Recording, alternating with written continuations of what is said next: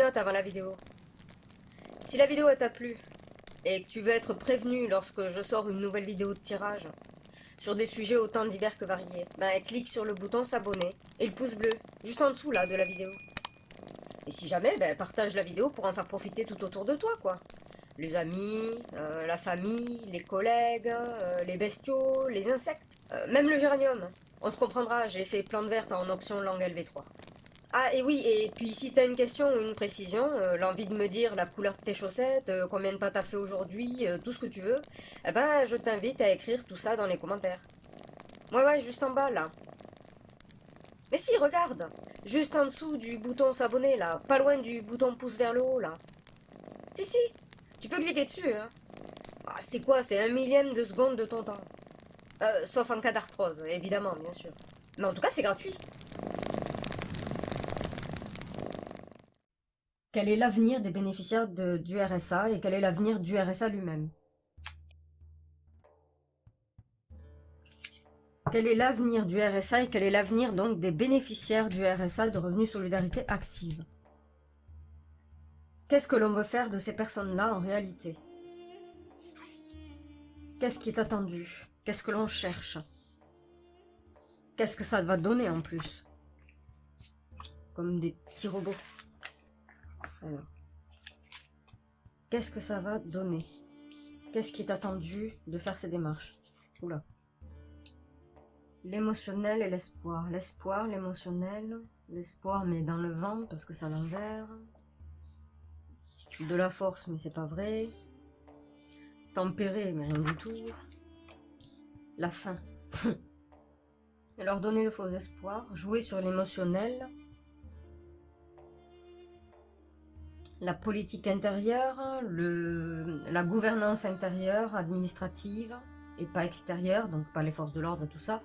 Mais très intérieure. Utiliser leur force. Créer de la discorde. Et la fin de, je sais pas, du RSA ou de simplement le bénéficiaire du RSA qui existe encore. Tous les bénéficiaires de RSA ne pourront pas tous travailler dans la même usine à Astico, hein, de toute façon.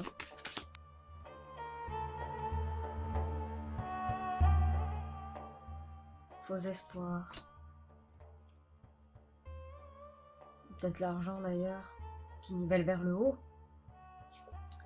L'émotionnel, le gouvernement intérieur, politique intérieure, la force que l'on ponctionne, pas, les bénéficiaires n'ont pas la force, mais on leur prend leur force.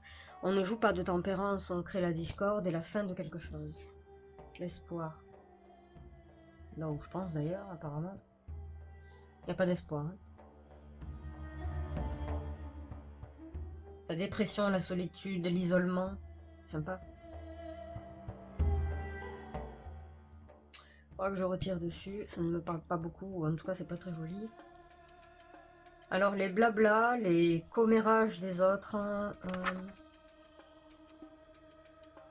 je pense qu'ils veulent vraiment casser l'idée de solidarité.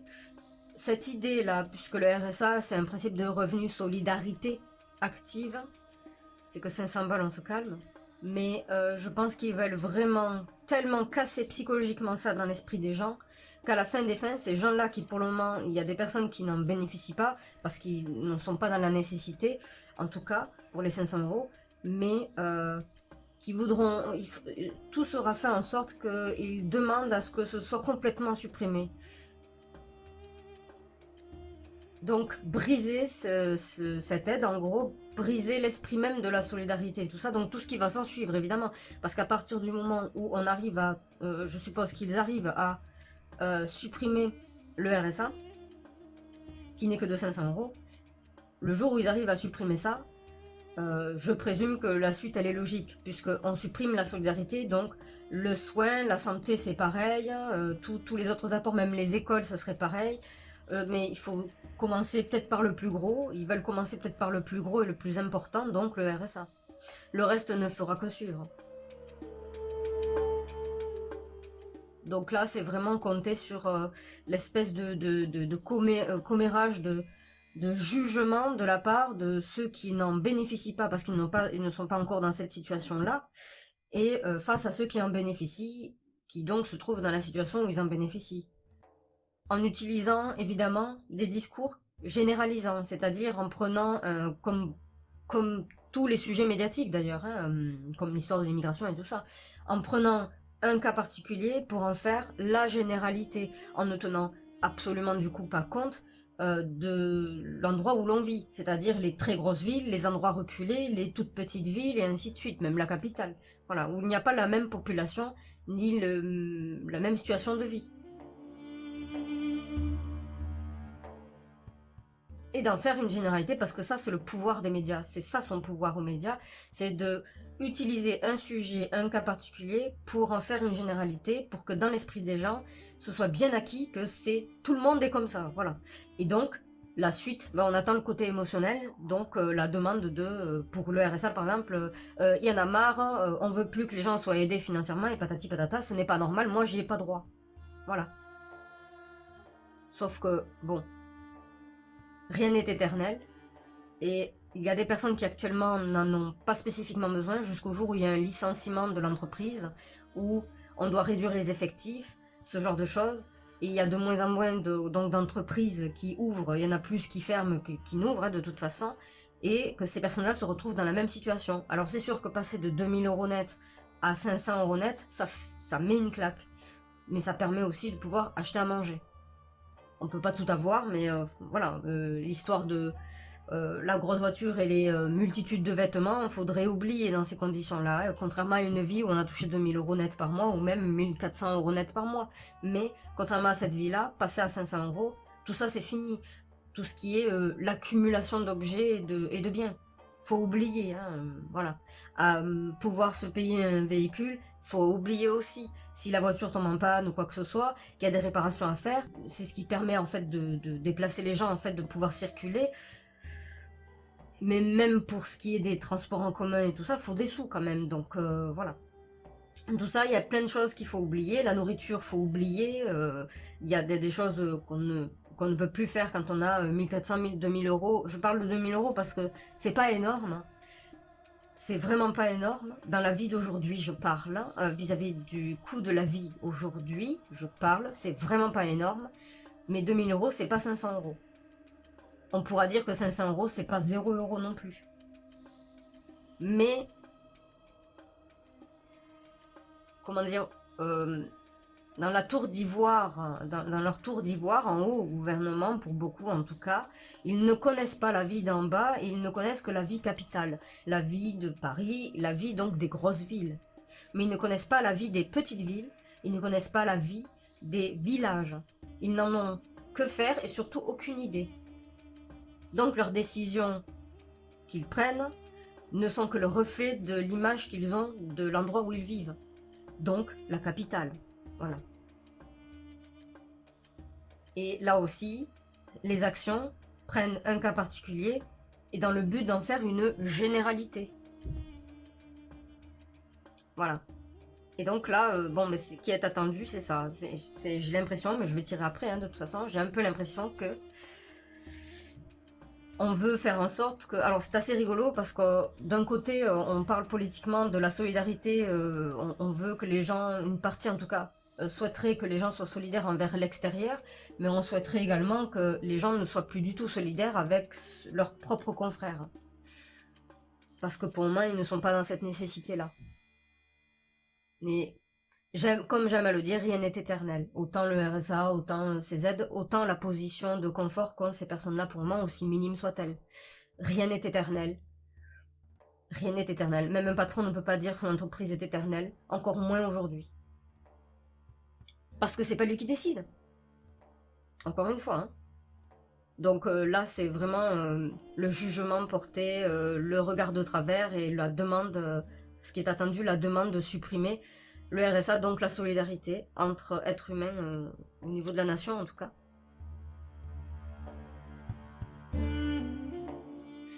La plus de tempérance, ouais, bah, c'est ça. Hein. Travailler pour rien. La demande est de travailler pour rien. Je dis bien pour rien en fait. C'est juste que vous comment dire,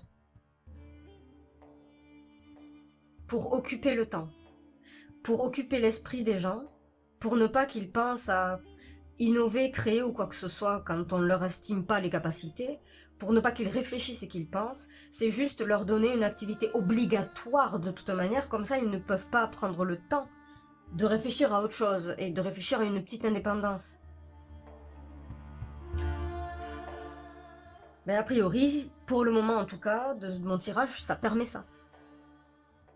Parce que, bon, il y a des personnes qui sont dans la nécessité, et qui sont sous RSA, effectivement, qui ne trouvent pas d'emploi. Mais sinon, ils n'auraient pas de RSA de toute façon. Faut être logique, hein. Qui ne trouvent pas d'emploi parce qu'ils n'ont pas les qualifications, ils n'ont pas les moyens de déplacement qui vont avec, ou simplement l'endroit où ils vivent n'est pas, ne propose pas un marché du travail comme dans les très grosses villes. Voilà. C'est différent. On ne trouvera pas un pâturage en plein milieu de Paris, que je sache. On ne trouvera pas un grand éleveur de bovins en plein milieu de Paris. On ne le trouvera pas non plus en plein milieu de Toulouse. Faut tenir compte de ça. Ça tombe bien, puisqu'ils veulent supprimer l'agriculture et la production en France. Ben voilà. Mais, en gros, les gens qui sont dans la nécessité, certains, de ce fait, essayent d'innover, inventent, créent. Chose que quiconque, en tout cas, beaucoup de gens ne peuvent pas se permettre de faire quand ils ont du 35 heures semaine et qu'ils ont des gosses, un foyer à tenir. La plupart du temps, ils sont fatigués. Demander à créer, c'est un peu compliqué. Demander à aller se renseigner beaucoup plus profondément que les médias eux-mêmes qui passent officiellement à la télé ou sur les journaux ou dans leurs abonnements YouTube ou quoi que ce soit, d'aller chercher eux-mêmes et de faire traduire des textes en français ou quoi que ce soit, ils n'ont pas le temps. Et on le comprend très bien. Faut être logique. Le truc, c'est que du coup, s'ils n'ont pas le temps, d'autres ont le temps. Ils peuvent prendre le temps de créer, d'innover, d'inventer, de développer des nouvelles activités qui peuvent être utiles, peut-être pas au monde entier, peut-être pas à la France entière, on est quand même 67 millions d'habitants, les gens ont oublié ça, mais qui peuvent être utiles à certaines personnes. Et donc, le problème, c'est qu'ils peuvent trouver des idées et des solutions qui simplifient la vie des gens. Et même de celui qui va toucher 4000 balles ou de 2000 balles. Ça ne dérangera pas d'avoir une petite astuce, un petit truc, qui permette qu'il vive mieux. Un jour ou l'autre, il va mourir celui-là aussi. Comme tout le monde en fait. Comme tout le monde. Et le fait de... comment dire l'avenir en tout cas des bénéficiaires du RSA et donc du RSA lui-même, c'est juste de leur trouver une activité obligatoire, certes pour toucher 500 balles, et encore pas très sûr parce qu'il faut le trouver le 15-20 heures semaine pour sûr, mais c'est pour les occuper, c'est pour qu'ils ne pensent pas à autre chose. C'est pour les préoccuper, travailler dans le vent, travailler pour rien. Donc juste le même esprit que dans, je crois que c'était dans, comment ça s'appelle ? Le même esprit que dans Lucky Luke, les Dalton, quand ils sont en prison, ils ont un boulet au pied et ils tapent sur des cailloux toute la journée. Toute la journée. Et on les oblige à taper sur des cailloux toute la journée. Les cailloux ne sont pas toujours utilisés, ne sont pas toujours pour une production extérieure ou quoi que ce soit. Mais en attendant, ça les fatigue physiquement et donc ça les occupe. Et comme ça, arrivé le soir, ils sont calmes, ils font dodo, comme quand on occupe un enfant. La même chose. C'est infantilisant, on le sait, ça fait quelques années qu'on nous infantilise. Et donc c'est dans cet esprit-là que je vois, que j'ai l'impression en fait que on veut utiliser les bénéficiaires, en gros ceux que l'on catégorisera de bénéficiaires. Dans cet esprit-là, travailler pour rien. Exploiter pour du vent. Là, il me faut plus de cartes parce que avoir un diable qui sort sur la mort, c'est assez particulier. Mais je pense que c'est vraiment pour anéantir l'esprit de solidarité, donc tout ce que ça englobe. Dont les gens râlent aujourd'hui, mais parce qu'ils ne se sont pas retrouvés dans cette situation où ils ont oublié aussi. Ils ont dû oublier. Beaucoup de gens oublient, hein, et s'habituent très vite à un plus grand confort. Et donc ils oublient ce que ça faisait. Et les habitudes et petits réflexes et les petites astuces pour essayer d'économiser le plus, ils l'ont également oublié pour beaucoup, quand ça fait trop longtemps. C'est normal, c'est humain, on n'est pas des machines. On n'est pas des machines, faut pas juger. Et là, ouais, l'isolement, la solitude, le non-espoir, le chagrin, la tristesse, la peine. Pas d'espoir, avance dans le vent, quoi. Lève la tête et puis basta. Hein. Tant pis si tu tombes. Hein.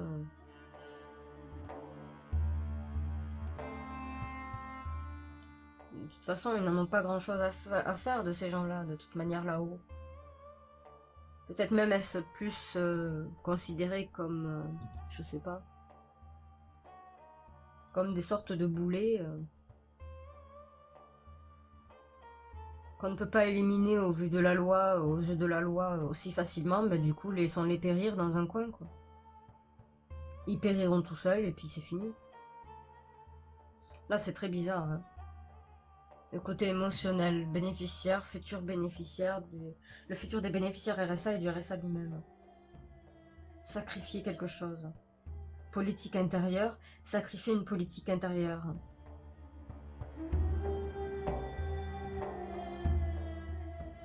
Ça va être dur, hein?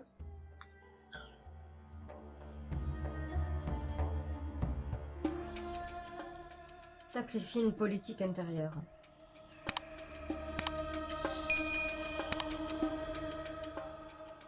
Il va falloir justifier comme jamais, quoi.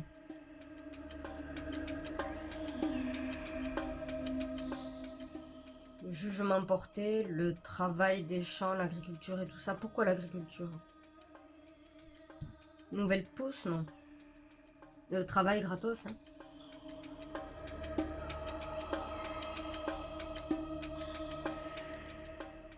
Je crois que les...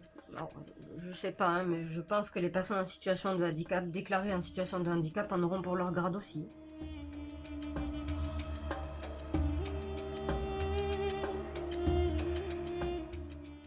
Pourquoi les frontières? Oui, ça viendrait des frontières. La tentation, l'attirance des frontières. Oui, on va placer. Faire venir des frontières, je sais pas. Hein. Oh là là. Ambiance troupeau, quoi. De plus en plus d'intermédiaires. Ce sera très difficile. Non, je sais pas pourquoi la famille sort. C'est pas la famille, mais c'est... Si, c'est la famille. Les nouveaux, les arrivants. Oui, bon, là, on laisse tomber, de toute façon. On parle d'isolement, mais de rassembler ces personnes. Certainement que quelqu'un va dire des mots qui font plaisir aux personnes qui sont dans la grande difficulté, hein, des jolis mots qui leur parlent. Oh, putain, heureusement, il dit exactement ce que je pense. Il applique rien, hein, il parle, c'est tout. Hein. Et je pense que ces personnes-là, on va faire en sorte de les concentrer et de les... Comment dire, de les... Comment on dit ça, du coup? De les déplacer à des endroits clés. Donc le plus de personnes, le plus de catégories de personnes possibles à un endroit clé en France. Je n'irai pas dire à l'image d'un camp non plus, hein, j'irai pas jusque là, mais les déplacer un peu comme dans une espèce de ville ou une petite ville qui est très loin des grosses villes pour pas faire sale, et de les déplacer à ces endroits-là le plus possible, de faire comme des villes par hiérarchie sociale. C'est... Je dirais pas que c'est déjà le cas parce que non, malheureusement, ce n'est pas le cas. Et heureusement aussi, mais j'ai l'impression que c'est un peu cette idée-là, de comme faire un stock d'humains dans la nécessité, quelque part, les isoler en fait, et les mettre assez loin de la ville, quoi.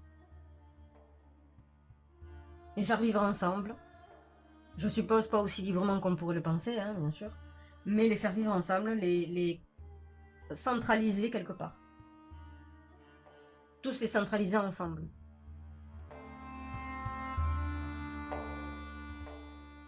Parce qu'isolés. Et là, politique intérieure sacrifiée.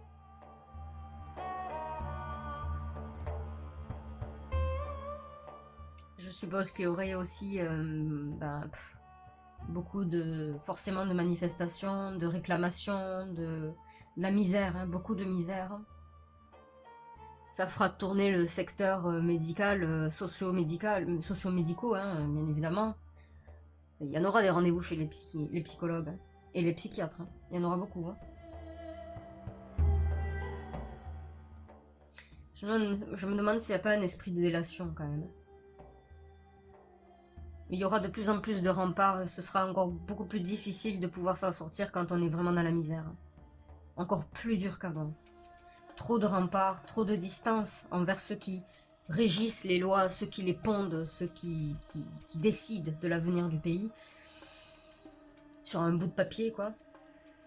Mais ce sera de plus en plus difficile, il y aura beaucoup de misère. En tout cas, beaucoup de personnes dans la misère complète. Complète. Énormément. Le jugement, le blablatage, le travail à l'œil. En tout cas, dans le domaine de l'agriculture, d'accord?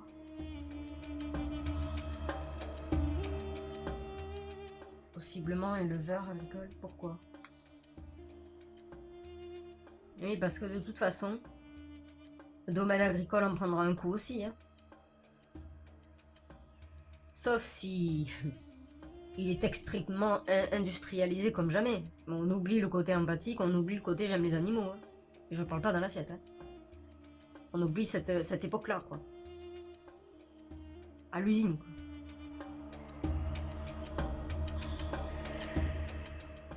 Ça risque de beaucoup impacter beaucoup de familles, forcément. Ouais. Beaucoup de familles. Avec des enfants. Ça va être compliqué. Bon, ici, je change pas ce que j'ai dit tout à l'heure. Hein. Le but de travailler dans le vent pour rien... Juste vous occuper l'esprit, enfin occuper l'esprit, occuper votre temps à autre chose que de penser par vous-même, travailler pour rien, être fatigué et du coup ne pas avoir le temps de, je sais pas moi, réfléchir à des solutions qui pourraient faciliter beaucoup de gens, même ceux qui touchent 4000 balles quoi. Et pareil pour les personnes en situation de handicap, hein, jusqu'au boutiste. On ponctionne, on prend tout ce qu'on peut prendre. Le gouvernement veut prendre tout ce qu'il est possible de prendre sur tout être humain. S'il reste un peu de liquide dans la moelle osseuse, ben elle le prendra aussi. Voilà. Et là, oui, c'est nous faire miroiter et attirer. En faisant ça, peut-être, ce serait dans le but forcément d'attirer l'extérieur. Venez, vous allez avoir des aides et tout ça, et puis vous allez travailler, vous allez être reconnu en tant que tel. C'est l'Eldorado ici, c'est merveilleux. Faire venir l'extérieur, leur faire miroiter l'abondance, leur faire miroiter la profusion de biens. La disponibilité. C'est pour les attirer. Voilà.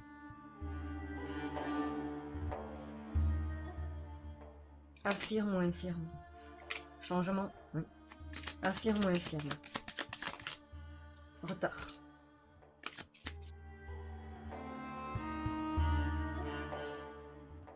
Alors, canaliser, trahison, voilà. Ouais.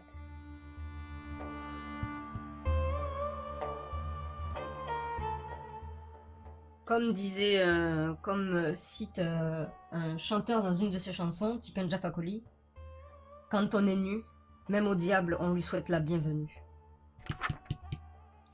Trahison. Contrat.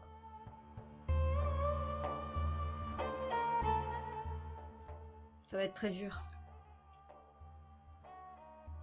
Oula, vol, perte.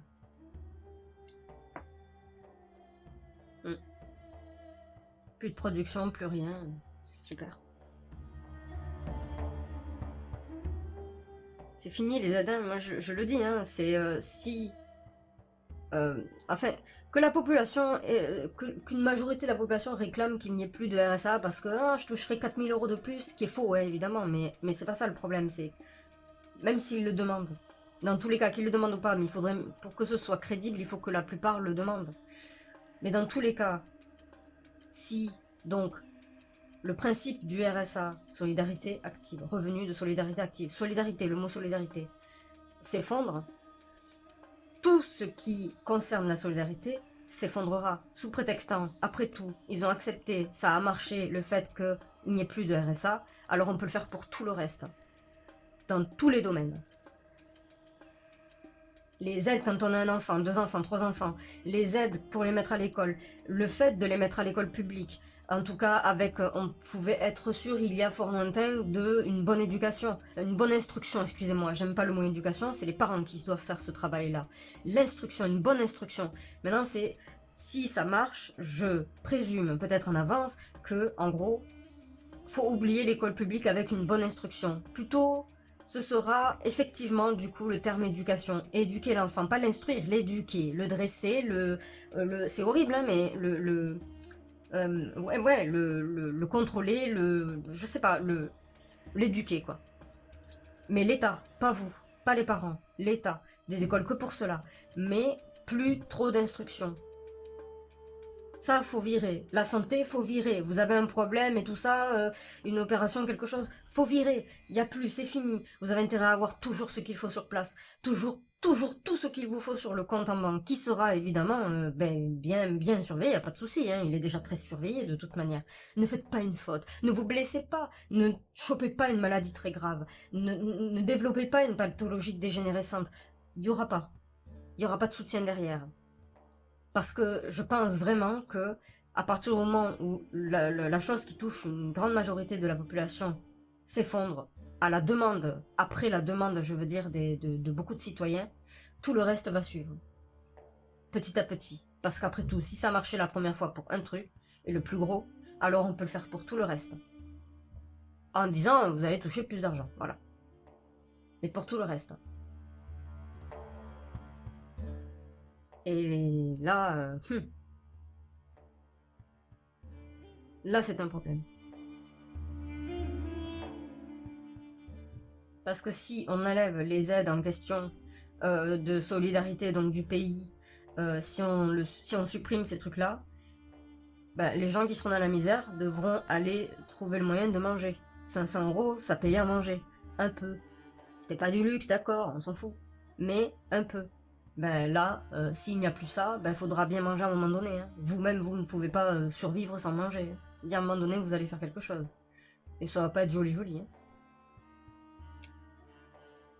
Bon, ce seront des pays qu'on appellera pour venir, en fait, des pays qui sont en situation de conflit.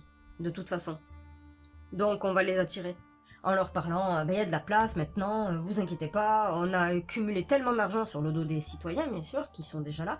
On a tellement cumulé d'argent que, ben, venez dans notre Eldorado, on a ce qu'il faut. Je suppose qu'ils fermeront la porte à clé une fois que tout le monde sera arrivé, hein, évidemment. Mais c'est des endroits où il y a du conflit. Ils vont aller chercher la main d'œuvre, hein. Ils vont aller chercher les petites têtes à exploiter. Voilà. Cet argent, en question des solidarités, partira sur la solidarité de dehors, pas de dedans. Voilà.